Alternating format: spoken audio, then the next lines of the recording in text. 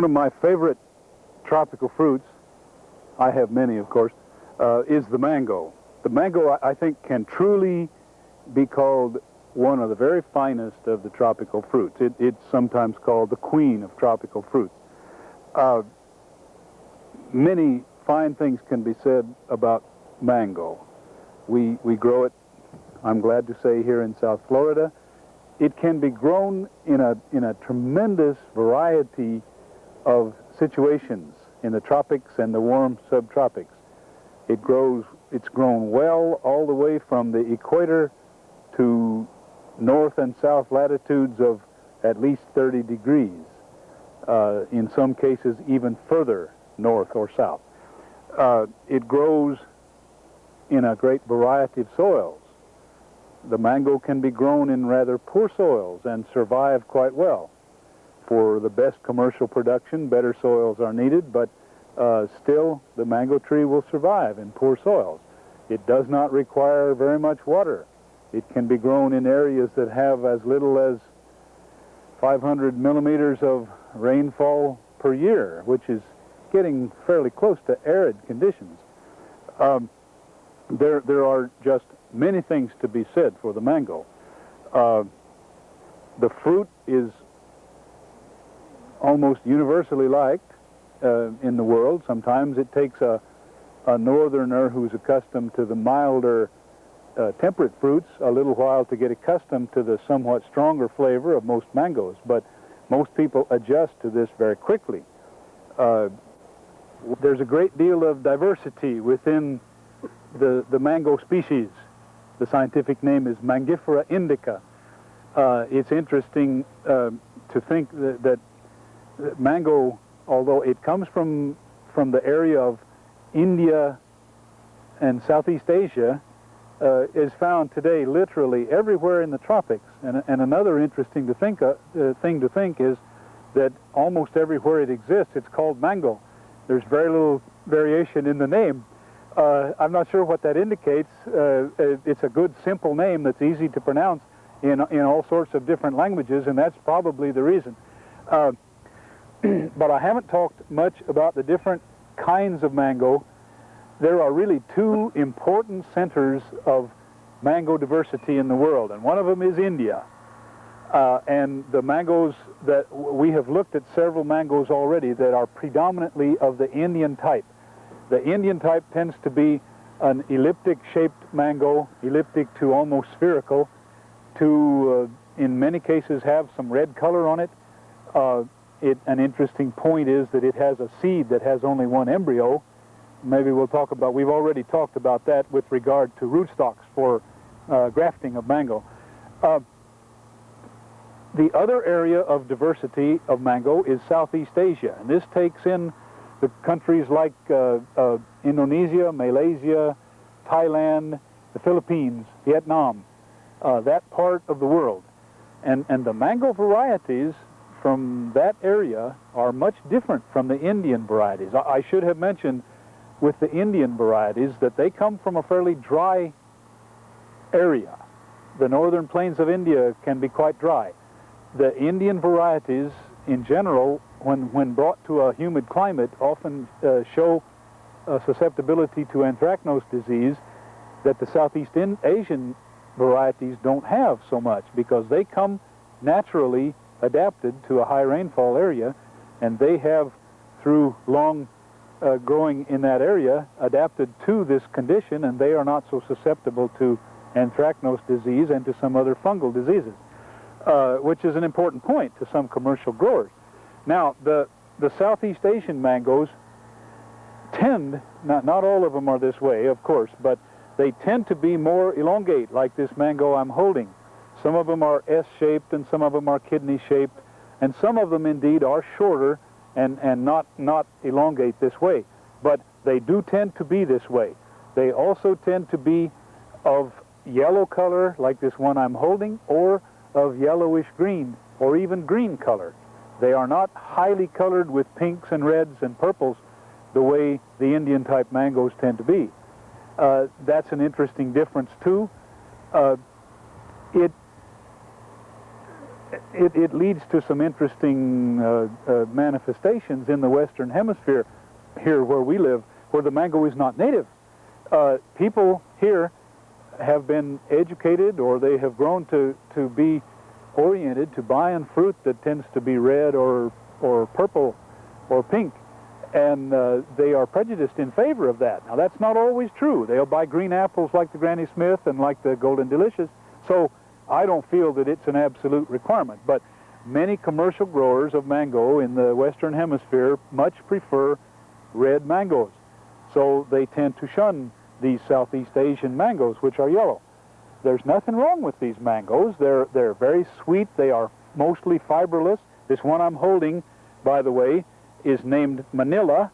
It apparently originated in the Philippines. It received the name Manila in Mexico. I'm cutting it, and I'll show you the pulp of it is a rather light canary yellow, I guess you would call it. There's very little fiber in this mango, and that can be thought of as an advantage to the person eating it. It could, if it had a little bit of fiber, it would be better for harvesting and long-distance shipment. A little bit of fiber is not objectionable at all to the person that eats it, and it's probably good for him nutritionally to add fiber to his diet, and I'm really serious about that. But if there's very much fiber, why then it becomes objectionable, and people always talk about the little fibrous mangoes of the West Indies that after you eat them you spend a half an hour picking the fiber out of your teeth. Well, that's not too much fun. But anyway, these Southeast Asian mangoes are high quality mangoes, and we feel in Florida that they have played an important role because their genes have been incorporated into our commercial varieties because they were brought in and grown together with Indian varieties in collections, and so we have benefited from new combinations of genes that you would not find in their areas of origin. Well, you do now because everybody has mango collections now. But anyway, these are interesting contrasts, and some of us feel an interesting development too here in this area where we have a commercial mango industry is that some of our young growers, and the young ones are always the ones who are willing to experiment, are considering establishing orchards of these Southeast Asian mangoes because we have large populations of ethnic Asians now living in Florida and in other parts of the United States, and these young people feel that there is a specialized market there among the Asians and that they're going to capitalize on it, and I suspect that if they take good care of their trees and if they develop their markets correctly, they will be right, and they'll find a good market for mangoes like this.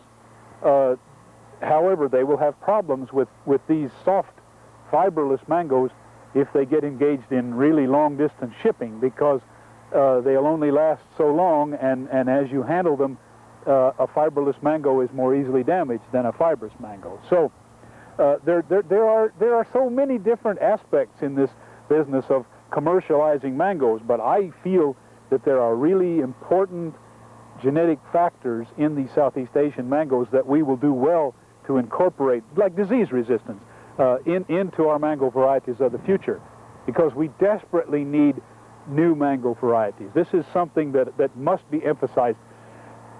We have only, the commercial mango industry of the Western Hemisphere is made up mostly of say 8 or 10 mango varieties or less. And that's a very narrow genetic base on which to build an industry.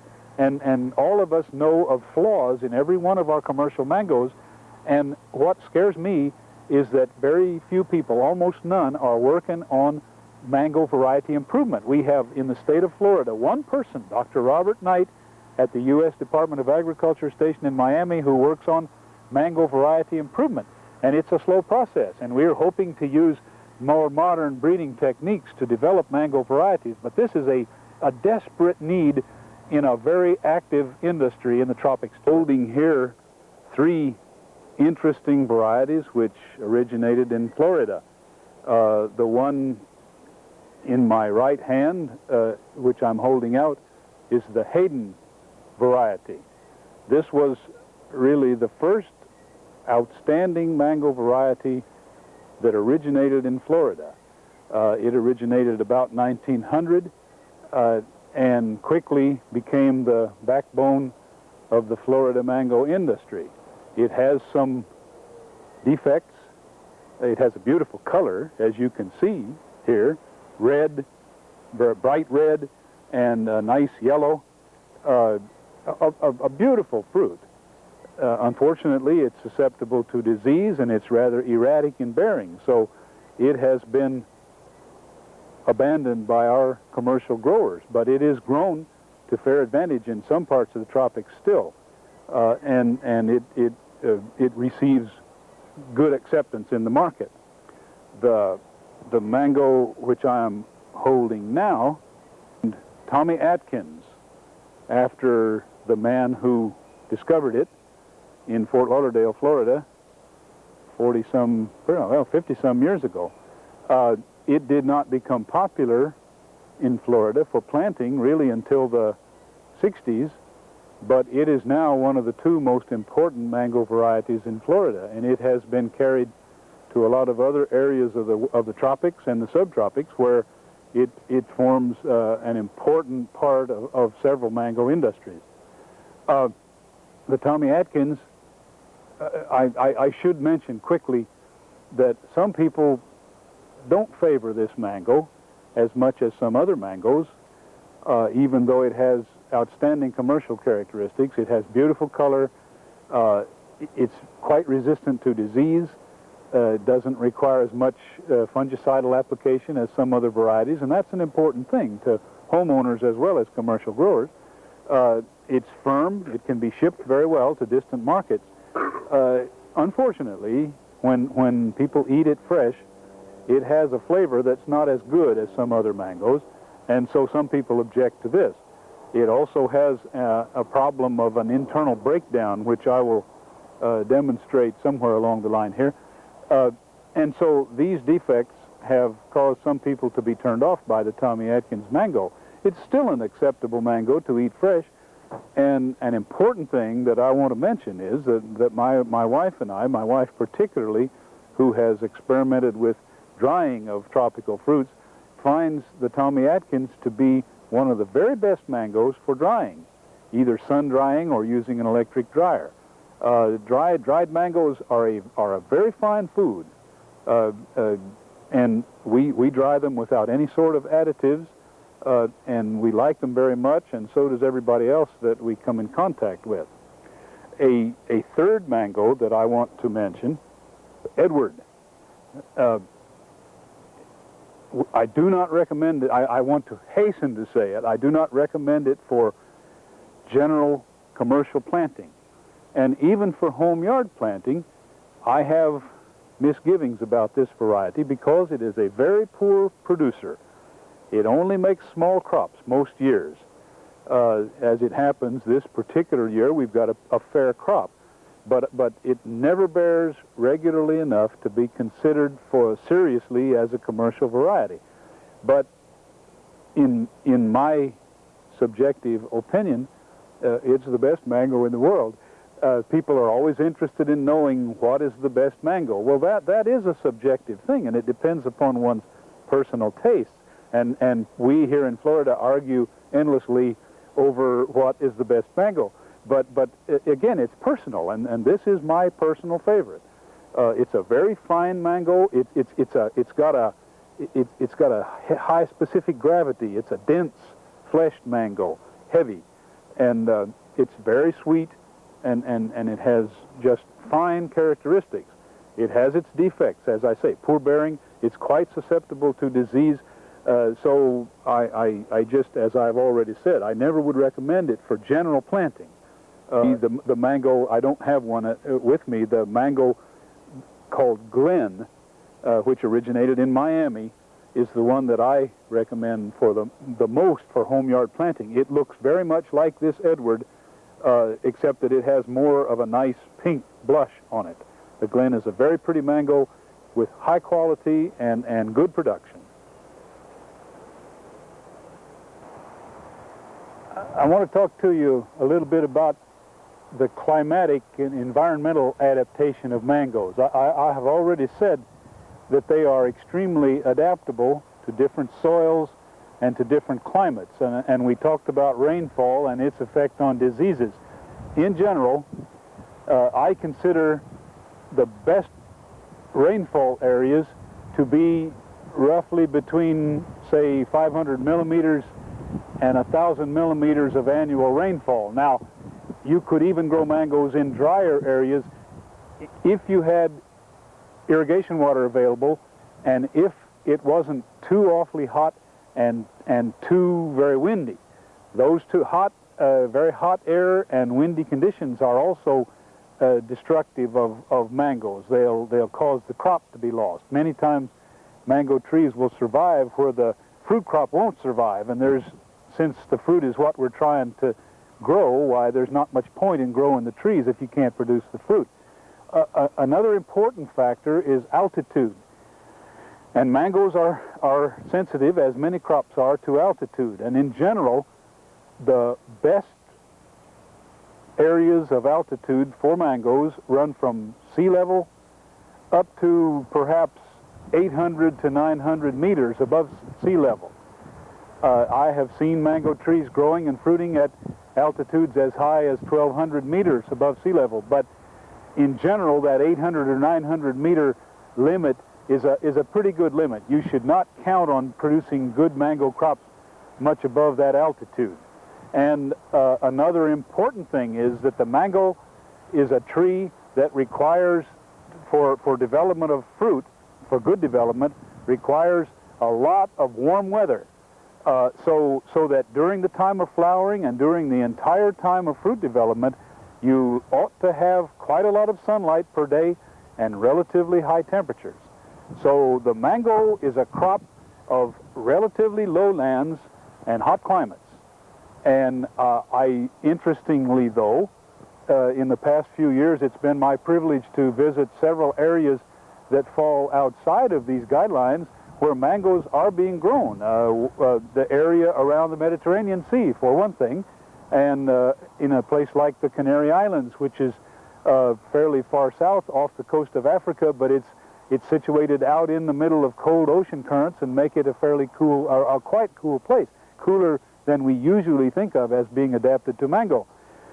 But in these cool areas, there are several interesting adaptations. For one thing, the one thing that comes to mind is that the powdery mildew disease, which I discussed as being more typical of cool climates, is a problem in areas like the Canary Islands, and causes quite a lot of loss of fruit, and also damages leaves to some extent. But an interesting twist of that is that, for example, in the Canary Islands, where the people, where very cool temperatures occur during the early season of flowering of the mango trees, the growers there would prefer to delay flowering. So what they do is allow the powdery mildew disease to develop without any control, and it destroys the early flowers. And the mango is one of these trees that when you destroy the early flowers, it will put out another set of flowers,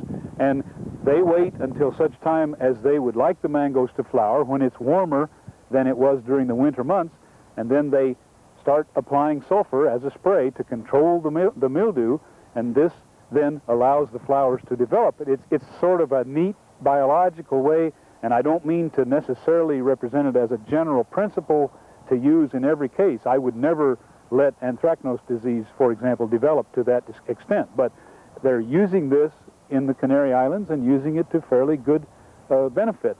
To go on about the business of rainfall as it relates to mango production, in general, as I believe I said before, the best range of rainfall for good mango production without a lot of fungicidal application lies between roughly 500 millimeters and 1,000 millimeters annual precipitation.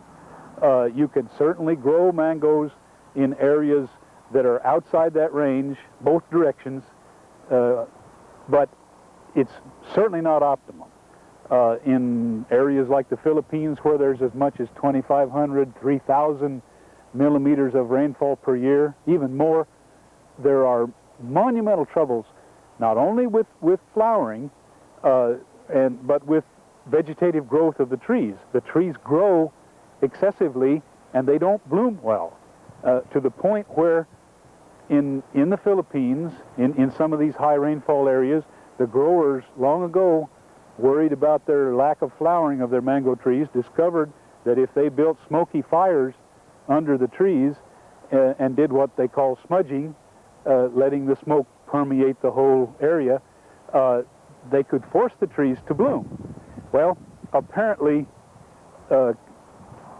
constituents of the smoke like ethylene and acetylene are the active principles there, because people have found that those things can also force mango flowering. But interestingly, the Filipinos discovered that they could use a simple chemical like potassium nitrate, which is readily obtainable and not expensive, and they can apply a spray, a simple spray of, I believe it's 10% potassium nitrate to the leaves of mango trees and force them to flower and under these high rainfall conditions. And so this is used as a regular production technique in the Philippines, and interestingly, it's being used also in this hemisphere, in tropical America, in an attempt to control mango flowering and change the time of maturing of the mango fruit, so that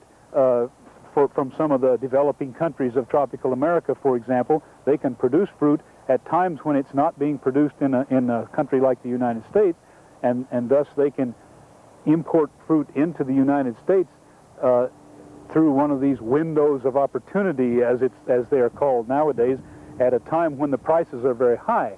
And so this is economically very advantageous to them. And I showed you a mango, a Hayden mango, which I said was the first good variety that we had in Florida.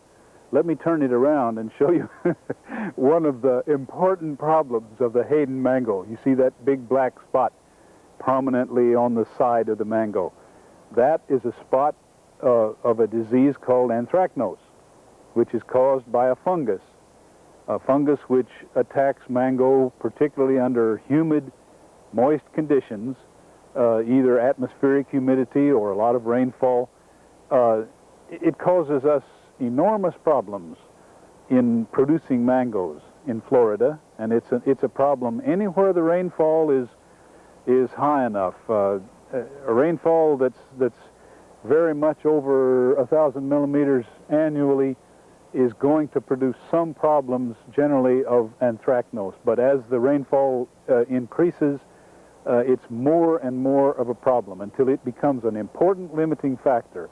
In areas that have much more than 1,500 millimeters rainfall, it becomes necessary to use quite a lot of fungicidal applications. We don't know of any way to control anthracnose biologically without using chemical fungicides in humid areas.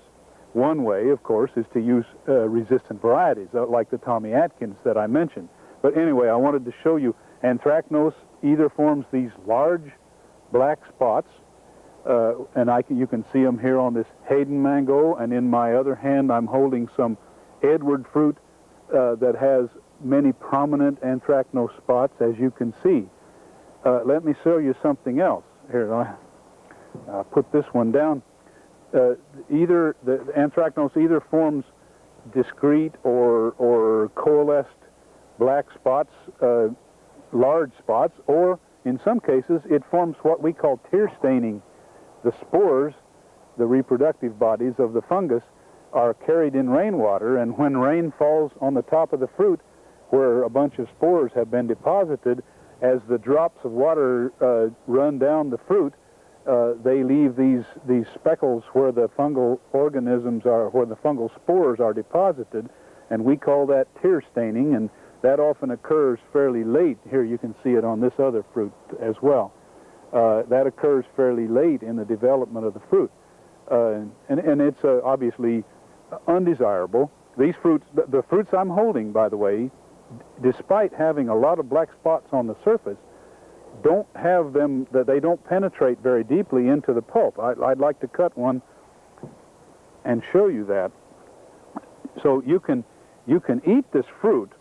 You see, I'm taking off a thin layer on the top from the one side of the fruit, and you can see that there's plenty of anthracnose on the surface, but just 1/8 of an inch underneath the surface, the pulp of the fruit is quite good. So anthracnose in its early stages is a superficial disease. Now it'll quickly, in a couple of days, cause soft rot that goes deeply into the flesh of this fruit. So it will destroy the fruit. And to a commercial grower, it's a very difficult problem. He cannot afford to have very much of this disease on the fruit, because when he sends it off to distant supermarkets, by the time it gets ready for sale, many times the fruit will be totally rotted from this anthracnose disease. So I don't minimize its importance. It's an extremely important disease to a homeowner as well as to a commercial grower. But don't throw away mangoes just because they have black spots on them, because they're still good to eat for quite a long time, for several days. And I want to show you something else too that causes us a great deal of problems with mangoes.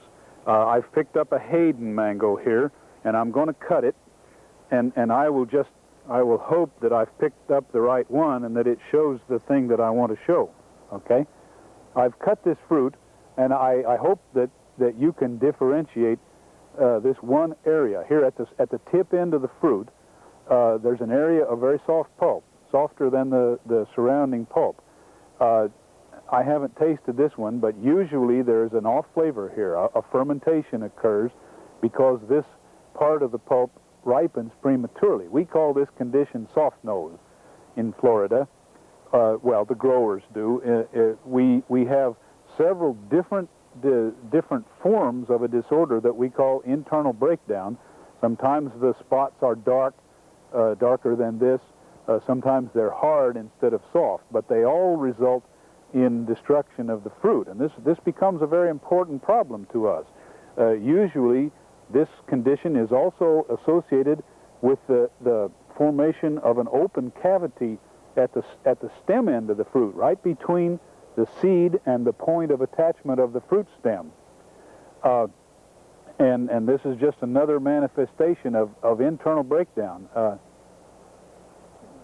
And anyway, this quickly leads to deterioration of the fruit, and it's considered a quite undesirable condition. I'm going to cut another fruit, and maybe I can show it to you better. This is another fruit of the Hayden mango, and this is the best way to demonstrate. Yeah, here we are. Now this one is a classical example of internal breakdown. You see, it starts up at the stem end, as I mentioned before, with a break in the tissues of the fruit, and then the softening spreads down around the seed in the pulp, and the pulp often gets jelly-like, and growers will call this condition jelly seed. We who work at the experiment station think that probably jelly seed and soft nose are caused by the same general condition. Unfortunately, we don't know just what that is. We think that it involves deficiencies of mineral elements like calcium or possibly boron, caused by various stress-type conditions in the tree. And it's much worse in some years than others. It's much worse under some climatic conditions than others. It tends to be worse in rainy areas than it is in drier areas. And it tends to be worse in trees that are producing very heavily than it is in trees that are producing poorly. So it's the good growers that see it more than the poor growers, which is rather an interesting thing. This is a worldwide problem with mangoes. It's a problem in India. This soft nose or jelly seed condition is called tip pulp in India. There's also a condition that they call black tip. The condition occurs in Central America. You'll hear it called pepita negra there. The seed often is aborted in such fruits and turns black, and therefore, and that term translates as black seed. in Central America, in Spanish. I only mention this because you're going to encounter it if you grow mangoes. And one way to avoid it is to not let the fruit get too mature on the tree. It's best not to let the fruit turn color on the tree and drop, or it's best to harvest it just as quick as you see any color break on the tree. Don't let it get ripe like this fruit is and drop from the tree, because not only is it more likely to have this internal breakdown, but it's going to get damaged when it drops to the ground. Our rule is to always pick the fruit from the tree and handle it as carefully as we can, and never to let it drop on the ground, because invariably that damages the fruit and shortens its shelf life. It bruises the flesh and causes soft spots to occur. It should be said that a fruit that's fully ripened on the tree is going to be probably at its peak of flavor, but it should also be said that a fruit that is just barely beginning to break color on the tree and is still very firm can be picked and ripened to a very good quality. So I generally prefer to do that, because the savings in avoiding injury and so on more than make up for what little degree of extra flavor that you might get. They all turn out very good. I've spent a lot of time talking about diseases of mango, but one needs to, because when you work in agricultural research and extension, as I do, you find that disease problems are probably the most important problems that growers encounter. We have other diseases besides this anthracnose and the internal breakdown that I've talked to you about. One of them is powdery mildew, and it usually occurs in cooler, drier climates than anthracnose. And I don't have an example to show you because we had none in Florida this year, at least in this area of Homestead. But powdery mildew can cause some fairly major losses of young fruit, and it can also disfigure older fruit. It's usually controlled without great difficulty by sprays of sulfur, a rather nice fungicidal treatment, because the sulfur has a very low toxicity to man and other animals, and so it's a very safe pesticide to use. There are other diseases that occur in the world, both caused by fungi and by other organisms. There's a very serious disease that occurs in India, Pakistan, Egypt, South Africa, Israel, areas of cooler climates, called mango malformation, that is also caused by a fungus, apparently assisted in its entry into the plant by a very small mite. Mango malformation is extremely destructive. It causes distortion of the vegetative shoots of the tree and of the flowering panicles, and it essentially prevents fruiting. And if you find distorted witch's broom-looking flower clusters on mango trees, you can suspect that you may have mango malformation, and you should cut them off and destroy them and get them out of the grove and use a good sanitation program. I should talk about also controlling diseases in general.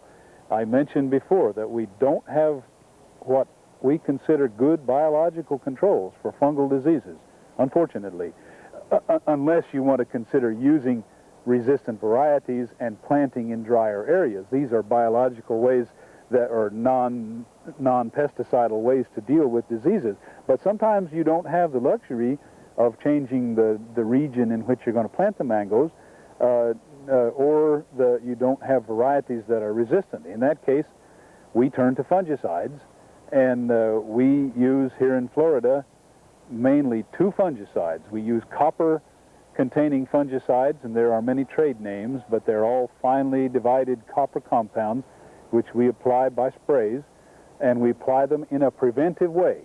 We know we're going to have the fungus, and so we apply them before the infection occurs. This is a contrast to the way we control insects. We usually wait until the insect is there and visible, and then we try to control it. With the fungi, we do it ahead of the fact. Another good fungicide, an excellent fungicide, an organic one, is benlate, or benomil. And it is an excellent fungicide, as I say. It controls fungi very well. There are other diseases that it does not control so well, So we alternate using benlate and copper fungicides, and we find that this is sound biologically because it controls a wider range of organisms, and it also prevents a buildup of resistance of the fungal diseases to one or the other of the fungicides, particularly the benlate is what we worry about. When would you start and about how?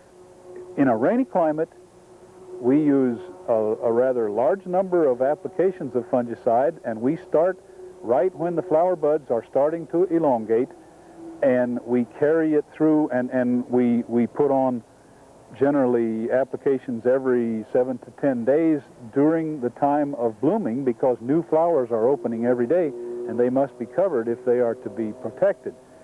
Then after the fruit is set, we space the applications out to a considerably longer interval, and here in Florida, where it's quite humid, we use them usually every 2 weeks, or 2 to 3 weeks I should say, during the time of fruit development. In some places one can get by with 2 or 3 or maybe 4 applications of fungicide during the year. Some of our growers in Florida use many more applications than that because of our rainfall and because of our constant high humidity. It becomes quite a production expense. Most homeowners will not here put on more than 2 or 3 applications of fungicide, well spaced, one at blooming time, one when the fruit is maybe pea-sized or a little smaller, a little larger, I'm sorry, and one when the fruit is getting maybe a third of its ultimate size.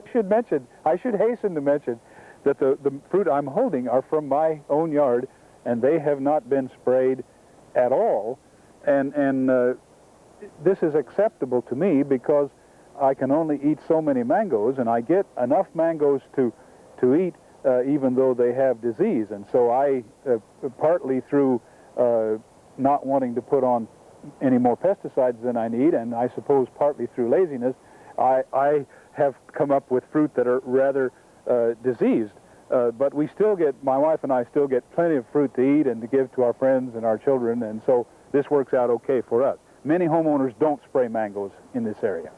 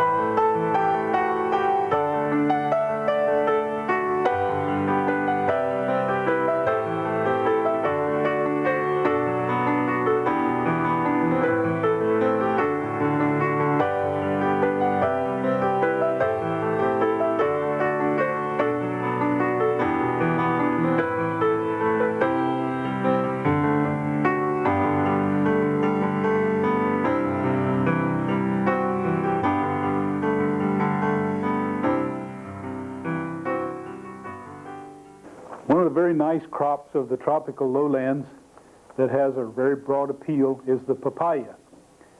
And the papaya is a most interesting crop. It isn't a tree. It's a big, fast-growing, herbaceous plant that doesn't make true wood.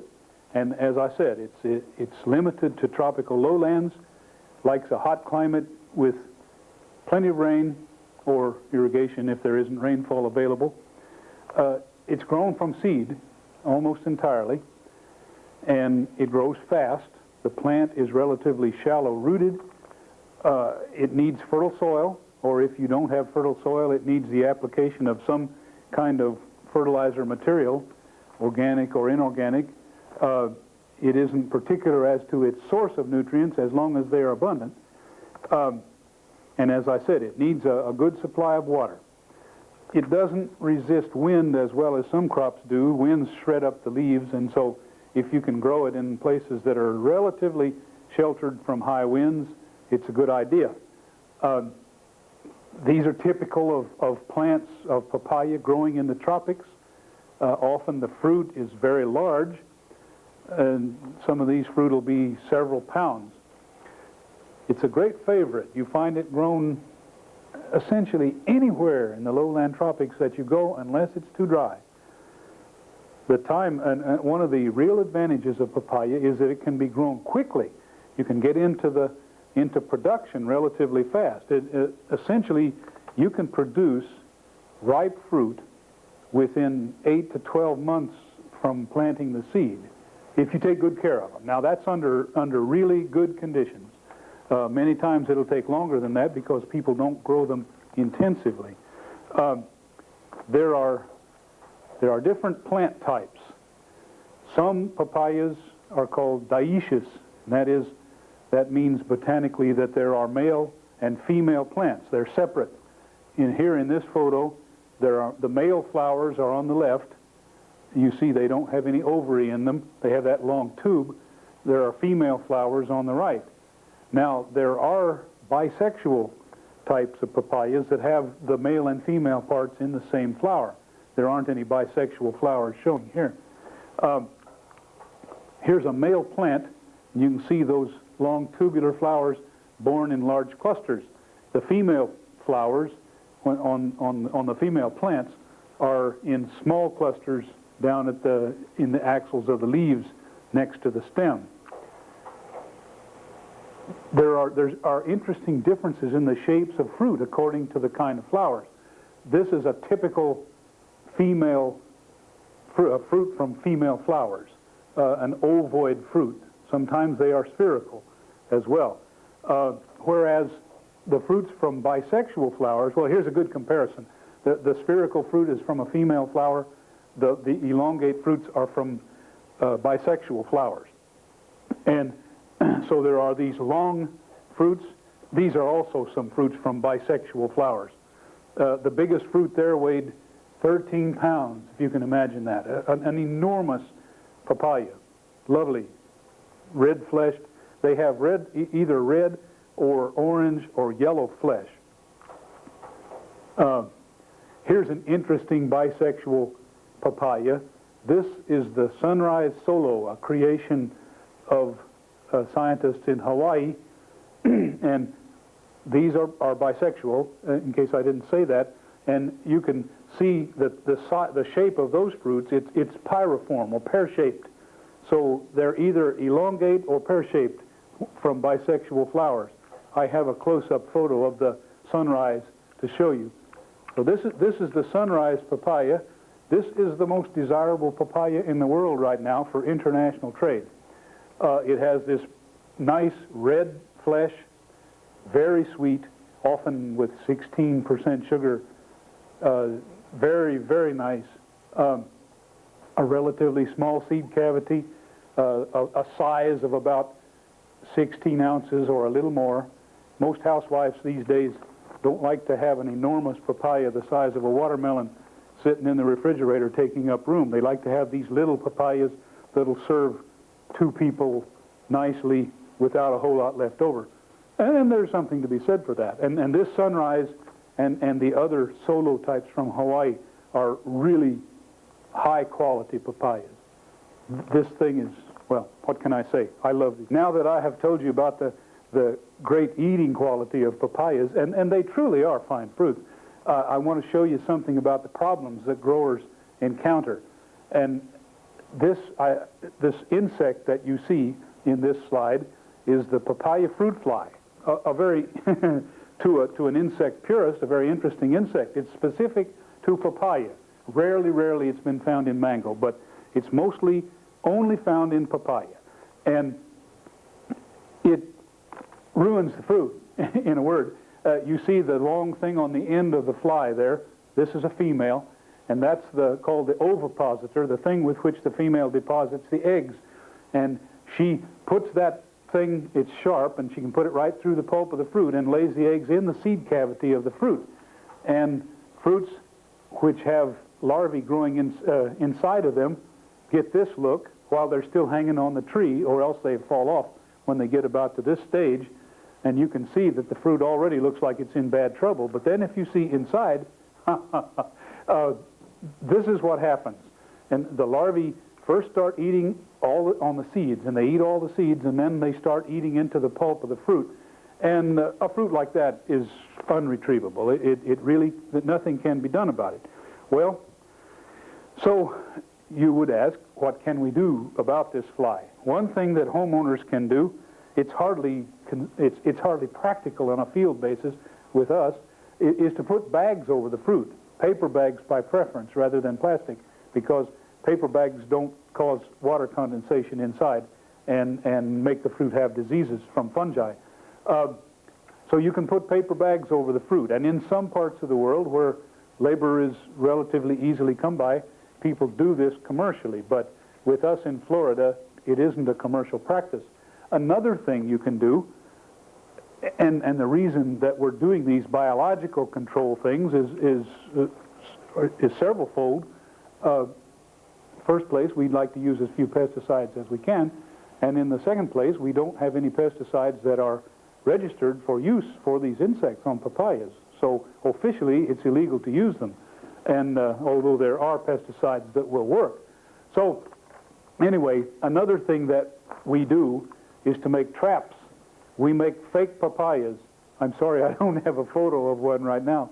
Fake papayas out of styrofoam plastic, and paint them green and hang them on the trees around the border of the grove, and then put some sticky stuff on the surface, and many of the fruit flies, as they come into the grove, will land on these fake papayas and stick to the surface, and so you can actually trap a whole lot of papaya fruit flies, and obviously the larvae don't live in the plastic papaya, and so you can eliminate a lot of the flies that way because they can't get loose. Those are a couple of ways to cope with it in your home yard. It is a very vexatious problem, I am here to say. Another problem we have is that of viral diseases, diseases caused by virus organisms or by closely related things like mycoplasmas. One of them is called the papaya ring spot disease, and there are several symptoms. One of them is this mottling of the leaves that's called mosaic. Another symptom is distortion of the leaves. You see how these leaves are not normal in shape. They're long and strap-shaped as if they've been sprayed with an herbicide. They have not. This is caused by the disease. You can see also there's some mottling of those leaves. And what it ends up with is this. The leaves are mottled and distorted, and the fruit no longer is any good because there aren't any leaves there to make carbohydrates, to make the fruits have the sugar that they ought to have. A very sad situation, and we find that there hasn't been really anything we could do about this from a point of view of taking out diseased plants to prevent the others from being infected, because this is spread by an aphid, the green peach aphid for one, and these little aphids are omnipresent. Oh, this is another symptom, by the way, these ring spots, and that's why this is called papaya ring spot disease. And the ring spots don't make the fruit inedible, but they certainly disfigure it, and as the fruit ripens, they become more evident. So what has been done is to use plant breeding to deal with this thing. And after several years of taking plants which appeared to have resistance to the disease and crossing those with other plants that had desirable fruit characteristics, scientists at the University of Florida Research Center at Homestead came up with this variety, which is called Cariflora, spelled C-A-R-I-F-L-O-R-A. And Cariflora has several desirable characteristics. One is it's precocious. It starts bearing its fruit low on the plant within a very few months after planting.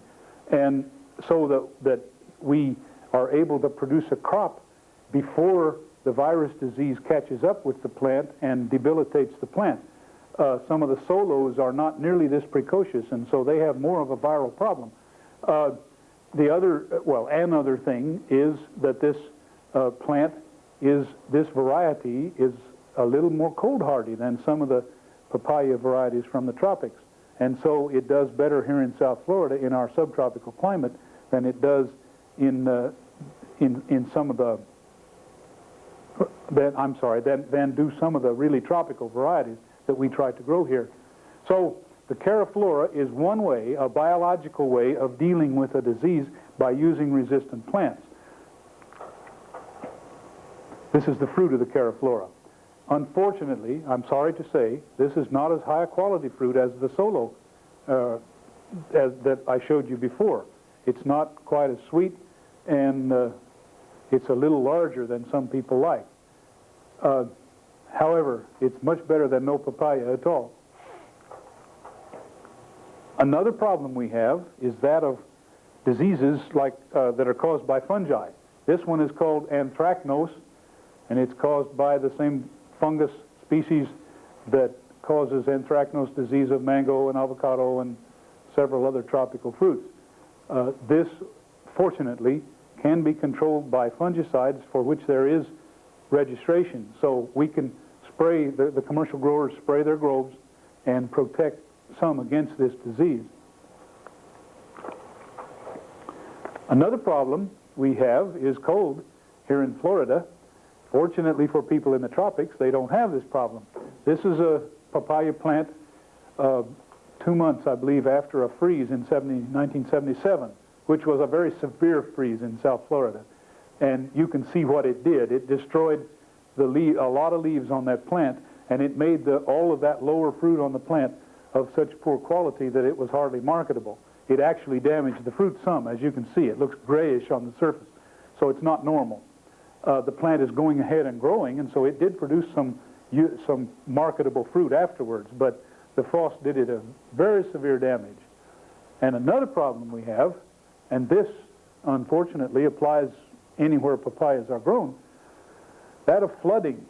Papaya root systems do not tolerate flooding, and this occurred after a strong hurricane passed by South Florida and deposited 12 inches of rain in a little over a 24-hour period, and this field was actually flooded about knee-deep for 48 hours or a little more, maybe 72 hours, and you can see what happened. The root systems rotted on those plants, and the plants fell over, and you can see that the leaves have now died. The root system died before the leaves did. So flooding is a real menace to papaya plantations. So papayas should be situated in well-drained areas that are not subject to flooding. Nevertheless, despite these problems, papaya continues to be a really fine crop for the lowland tropics. One of the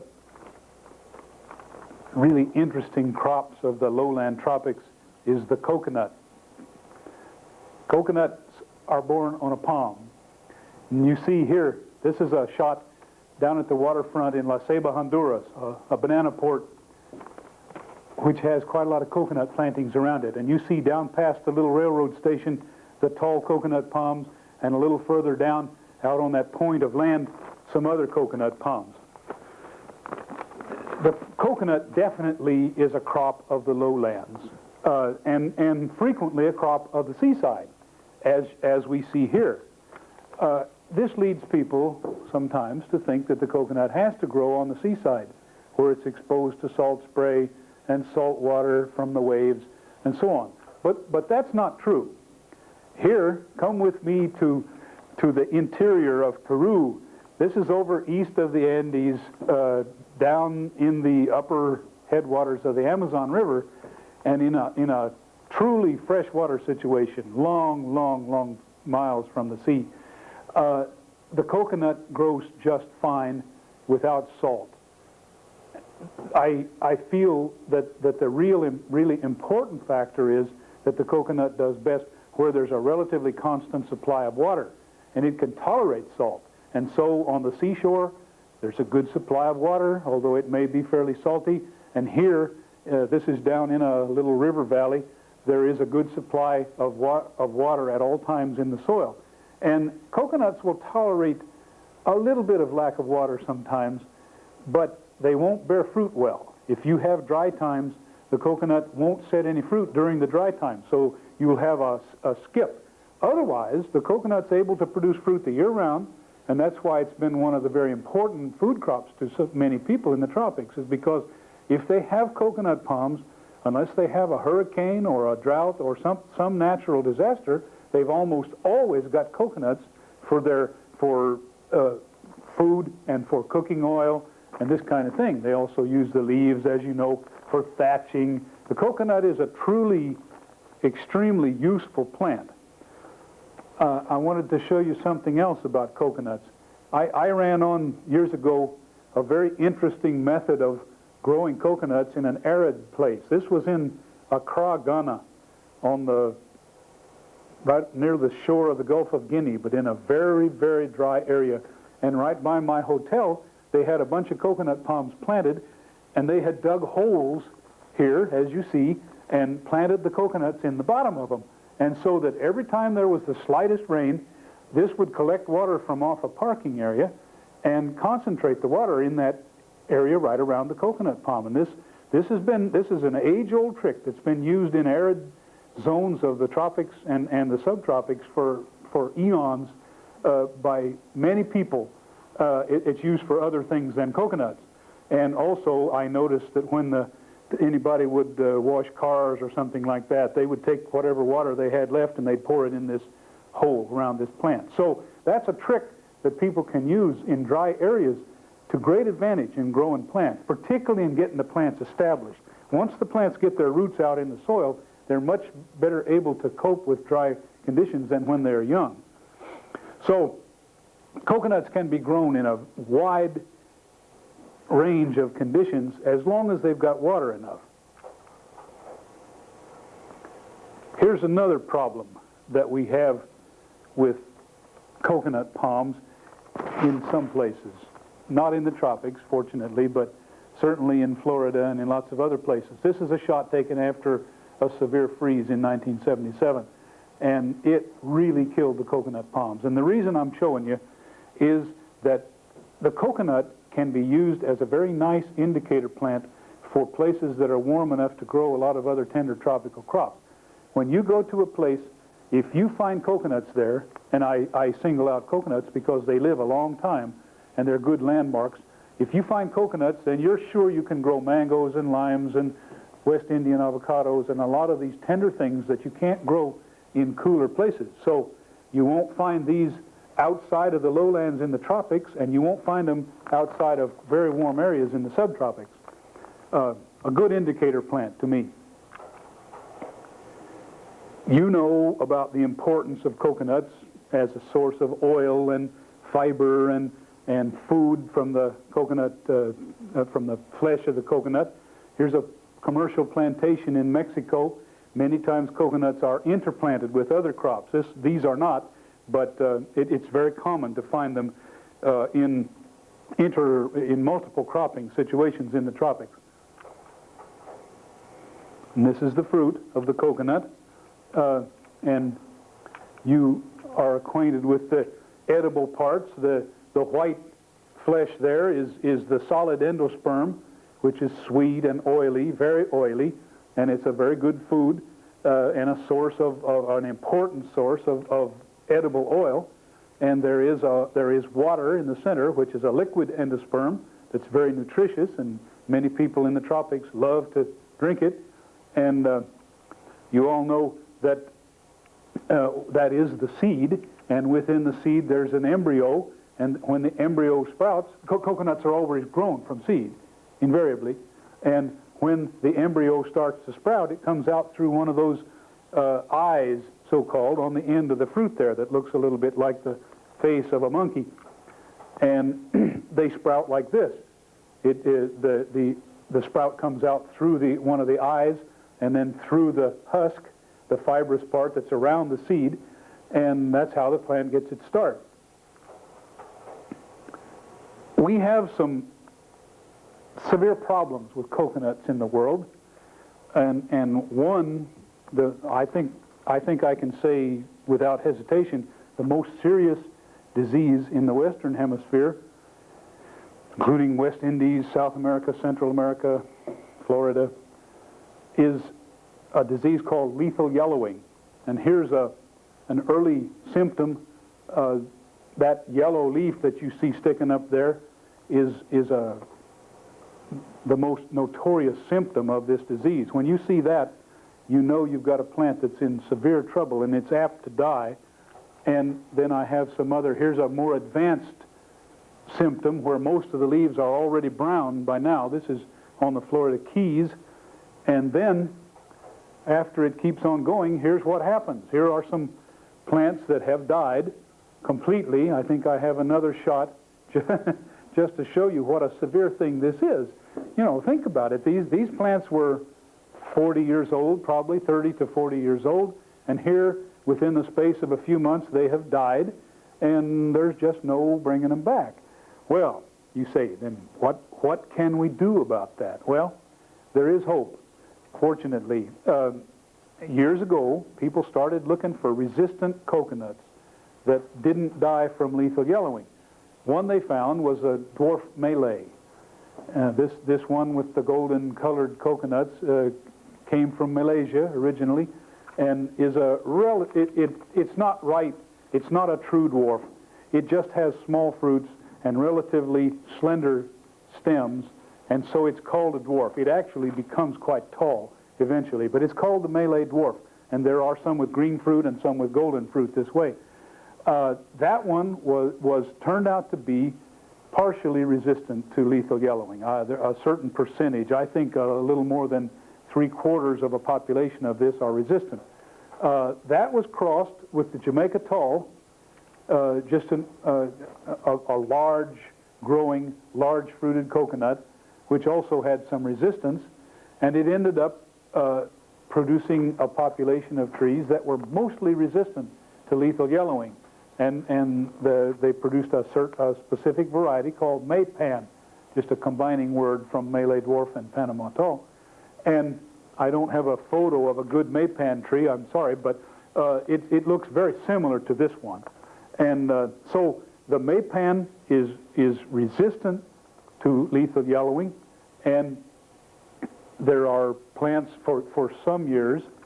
The most of the seed available in this hemisphere was produced in Jamaica by personnel of the Jamaica Coconut Board, and they shipped them out by the hundreds of thousands, sold them in various countries, people who wanted to get a start. Ultimately, the Florida Department of Agriculture people decided that they wanted to have their own program, so now there is a program in Florida under the auspices of that department, this Florida Department of Agriculture and Consumer Services, and they produce seed that is sold to municipalities. Private nurserymen still import seed also from Jamaica for sale to home gardeners. And we feel that that's a really very nice way that people have learned to deal with this lethal yellowing. So to us in South Florida and to people all over the tropics, the coconut is important either because it's a good ornamental or because it's a source of edible oil and food and fiber, and it's something that should be planted any place where. One other way to deal with lethal yellowing, and it's not used much now, is the use of antibiotics.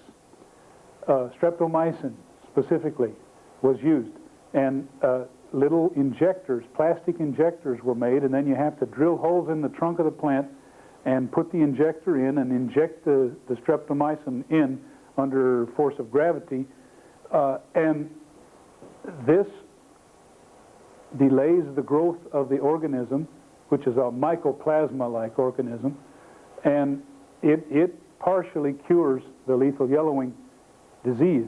Unfortunately, it doesn't totally do away with the organism, so you've got to keep on injecting almost indefinitely. So it's a fairly costly process, and it only was practical in places where there were very valuable plants as ornamentals, like in a bank parking lot or something like that, or in a trailer park on the Florida Keys. And so people gradually have cut down on the use of streptomycin, and they very much favor using resistant varieties. Those are the only two ways that we know to deal with the disease. Otherwise, the tree is just lost once it gets it.